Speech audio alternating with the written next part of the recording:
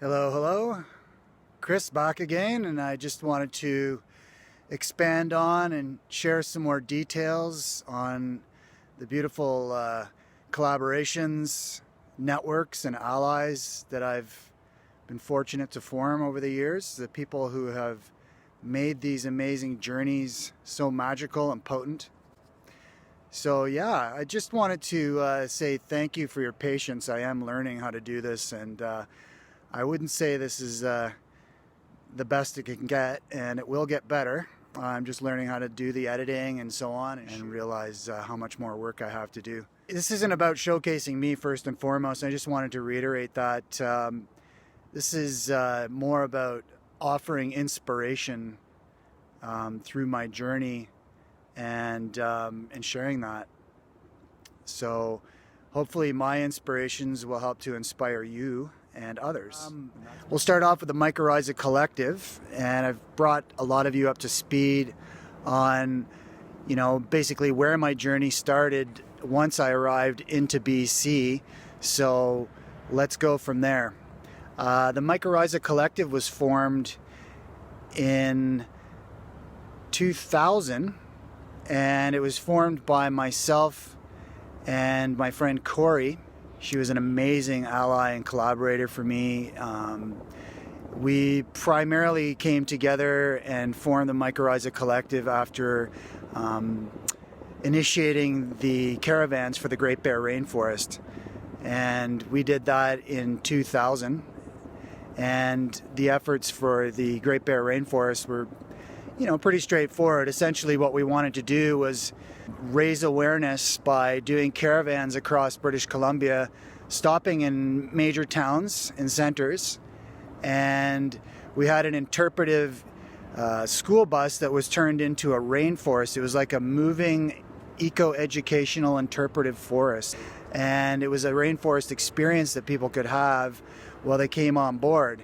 And then we'd have tables set up outside the bus with pamphlets and brochures and information to educate people. So myself or Corey would take turns playing some tunes. We'd use the music, as always, to lure people in and attract attention. And then once we got them there and we got them on the bus and we had them captivated, then we would educate them, disseminate information about the cause, and rightfully get them to sign off on a petition. By no means am I suggesting, when I've alluded to some of the efforts that I've made with Earth Roots, with Temagami, with the Great Bear Rainforest, Clayoquot, Ilaho, means there was a lot of people that put in a tremendous effort, many years, perhaps even decades before I came on board.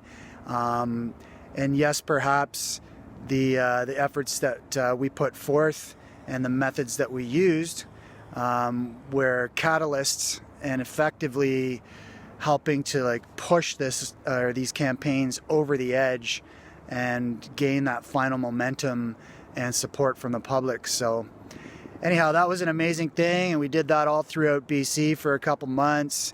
It was fun, it was successful. It's one of the prouder moments in my life for sure. And when we did that, we also obviously networked with a lot of people around the province, and as a result, those people, those community collectives became part of the bigger collective within British Columbia. So, later on, when we started to bring things together throughout the music and dance community, those people were part of it, and we're all obviously interconnected in many different ways. So it was quite profound when we managed to pull this all together. And we did an event in the Ilaho, and it was called Symbiosis. And I did that in collaboration with my dear friend Tony and his brother. So I approached Tony, and we decided we wanted to do a provincial event. We brought together communities from all over British Columbia. It was basically the first sort of unifying event or gathering that we had, which, really brought the provincial community together and made us realize how interconnected we really were. It was amazing. So from there, You know, we worked up in the Ilaho, as I mentioned before. I did these series of events called BC Eco Events, which were efforts to raise awareness about old growth logging in the Ilaho Valley. The Great Bear Rainforest led our caravans to bring people together, and you know, we did the symbiosis event in the Ilaho, and the Ilaho was successful. And together with them and the Rainforest Action Network and Sierra Club and Western Wilderness Committee, we put a stop to it. And I just also want to make clear that, you know, the old growth logging was shut down for the large part in Clayoquot, the Great Bear Rainforest, and the Ilaho Valley for quite some time. There was laws written into that, and unfortunately a lot of those clear-cut logging practices of old growth are still continuing in various parts of the province, and it's really sad. You know, after the symbiosis event, we formed a collective called the Tribal Harmonics Collective, and that was with a group of friends from Vancouver. Corey was part of that, myself, and numerous people, and I deeply apologize for anyone that I'm forgetting. Incredible collective. It still exists. I can't say that I'm necessarily engaged or part of it these days, but I know that there are still core members and core people that are still sort of keeping the dream alive. So with the Tribal Harmonics Collective, I was asked by people in LA, the Moon Tribe Collective, who I've mentioned in my first video, who have been doing full moon gatherings in the Mojave Desert in California for close to 25 years. They had approached me knowing that I was living in BC and doing these full moons and these events up in the Ilaho. After attending Gathering of the Tribes in Los Angeles, if I would host a summer reunion of these events, and I had the collaboration and support of the Tribal Harmonics Collective to do that. And so we called those events Reconvergence of the Tribes. And Gathering of the Tribes and Reconvergence of the Tribes was pretty much the same kind of event that we had when we did the Symbiosis event. It was the bringing together and unification of artists, promoters, and musicians, DJs, you name it. Yeah, we did 3 Reconvergence of the Tribes events. During that time in 2001, I was initiated, or not initiated, but introduced to the Dream Spell calendar, which is a version of natural time that Jose Arguelles created. Just to be very, very, very clear, Jose Arguelles never said that what he created or the system that he presented to the world was the Mayan calendar. And people called it the Mayan calendar. Sure, it does include aspects and parts of the Mayan calendar, but it is by no means the Mayan calendar. In fact, Natural Time, or the Campaign for the New Time, is an inclusion of every spiritual, religious system. The Campaign for the New Time was massive. It was powerful. We had, believe it or not, 333 people attend, including myself and the people that were basically facilitating this, and very auspicious number. So after the Campaign for the New Time, or the intensive, was over, it was a 3-day event, I received a very powerful message and sort of inspiration calling to conduct the caravans, North American caravans. So what I did then was bring together a lot of the people that we'd collaborated with. Basically felt like with things heating up and, you know, a lot of the changes that were happening and the call for sustainability and for our human family to essentially get it together, I felt very called and inspired to do a 4-year caravan, of which I was ultimately sharing the teachings of Natural Time, or the Campaign for the New Time, as well as practices of sustainability, sustainable technology. Obviously brought together even more people, including from Mexico this time. We were going all the way from Vancouver down to the southern Yucatan into Tulum, and driving. I had a Chevy Beauville van that we drove down, taking anywhere between 5 to 10 people at a time from point to point, and following more or less the same formula that we used when we did the Sierra Club Great Bear Rainforest caravans. From there, as mentioned in one of my previous videos, during the caravans and meeting all these amazing Mexicanos and incredible, beautiful people, collaborators and allies, I aligned with elders just by being introduced to them through friends on the caravans. And so that's how I came to meet my elders and my teachers, how I dove deeper and engaged further into my spiritual path. And it's how a lot of these experiences came together, essentially.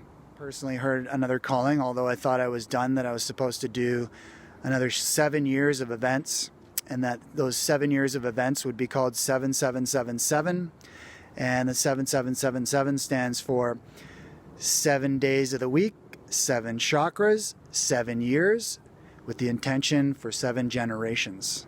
I started off in Xilitla, San Luis Potosi, at a place called Las Pozas, with the help of my beautiful friend Gustavo and Chavo. And this place was created by Sir Edward James and Salvador Dali. So we did our first event there.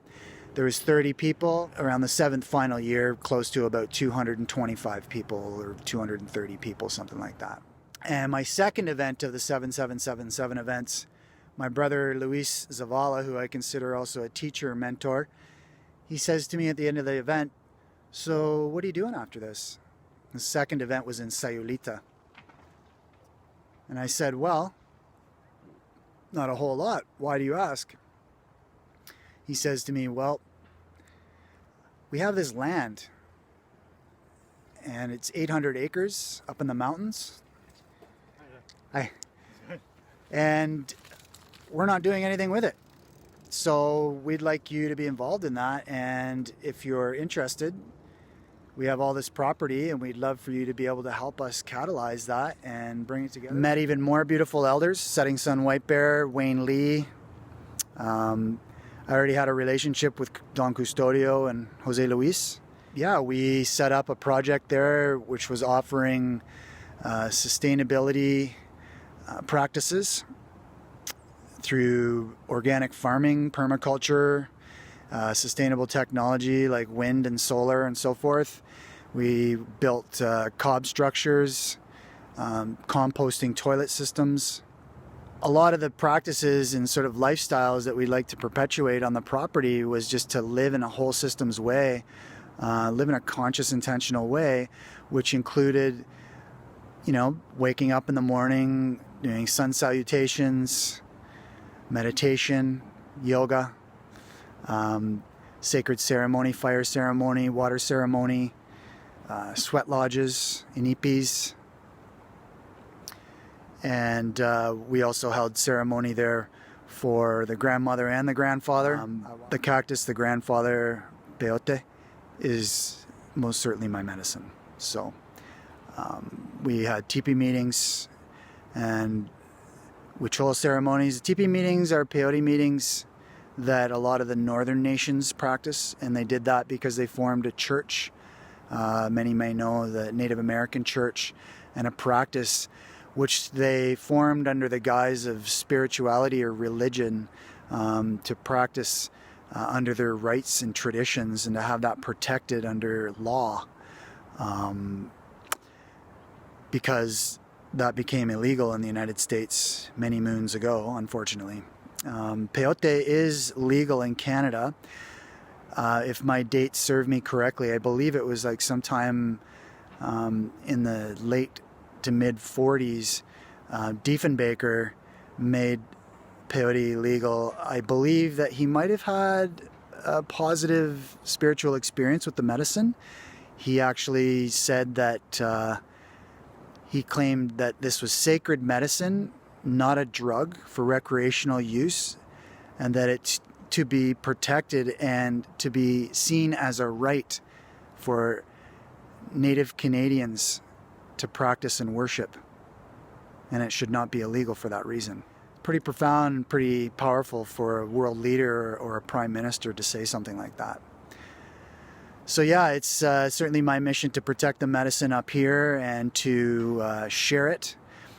Incidentally, peyote has the highest alkaline content of any plant on the planet, and it cures over 1,000 diseases.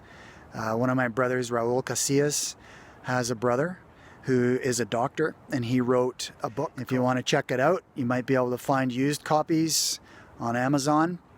And he outlines all the different cures and remedies that he discovered through his studies while living with the Wirrárica or Huichol Nation up in the Sierra Madres. Anyhow, lots to share, lots to come. I don't want to keep this too long and keep you inspired and not bore you too much, but I hope you're finding these videos inspiring, and I'm thanking you for your attention and your respect, and you have yourselves a beautiful, wonderful day, and we'll talk to you very soon. In Lakesh.